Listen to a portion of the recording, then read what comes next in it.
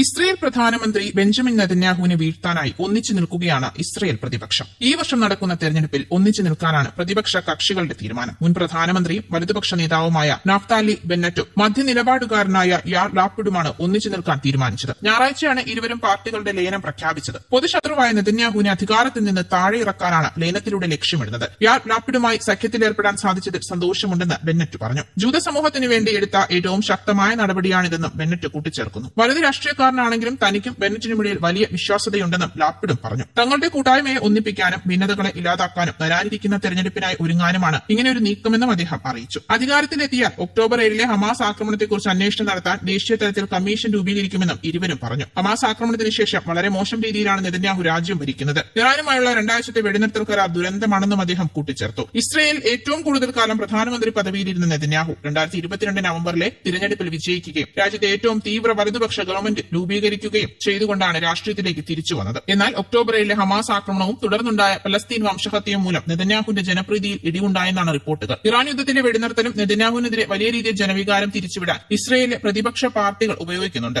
അതേസമയം തനിക്കെതിരായ അഴിമതി കേസുകളുടെ വിചാരണാ നടപടികൾ നീട്ടിവെക്കണമെന്ന ആവശ്യവുമായി ഇസ്രയേൽ പ്രധാനമന്ത്രി ബെഞ്ചമിൻ നെതന്യാഹു എത്തിയതും വാർത്തയായിരുന്നു. സുരക്ഷാ രാഷ്ട്രീയ കാരണങ്ങൾ ചൂണ്ടിക്കാട്ടിയാണ് നെതന്യാഹുവിന്റെ ആവശ്യം വന്നത്. ഇറാനെതിരായ ഇസ്രയേൽ US സൈനിക നീക്കങ്ങളെ തുടർന്ന് നിർത്തിവച്ചിരുന്ന വിചാരണ പുനരാരംഭിക്കാനിരിക്കെയാണ് നെതന്യാഹുവിന്റെ അഭിഭാഷകൻ ജെറുസലേം ജില്ലാ കോടതിയിൽ അപേക്ഷ സമർപ്പിച്ചത്. ഇത് ചർച്ചയാവുകയും ചെയ്തു. ഫെബ്രുവരി 28-ന് ആരംഭിച്ച ഇറാനെതിരായ US ഇസ്രയേൽ ആക്രമണത്തെ തുടർന്നാണ് വിചാരണാ നടപടികൾ താൽക്കാലികമായി നിർത്തിവച്ചത്. ആയിരക്കണക്കിന് ആളുകളുടെ മരണത്തിന് കാരണമായ ഈ സംഘർഷം അവസാനിപ്പിക്കാൻ പാകിസ്ഥാന്റെ മധ്യസ്ഥതയിൽ US ഇറാനും കഴിഞ്ഞ ചൊവ്വാഴ്ച 2 ആഴ്ചത്തെ വെടിനിർത്തൽ പ്രഖ്യാപിച്ചിരുന്നു. ഇതിന് പിന്നാലെ വിചാരണ പുനരാരംഭിക്കാൻ കോടതി ഉത്തരവിടുകയായിരുന്നു.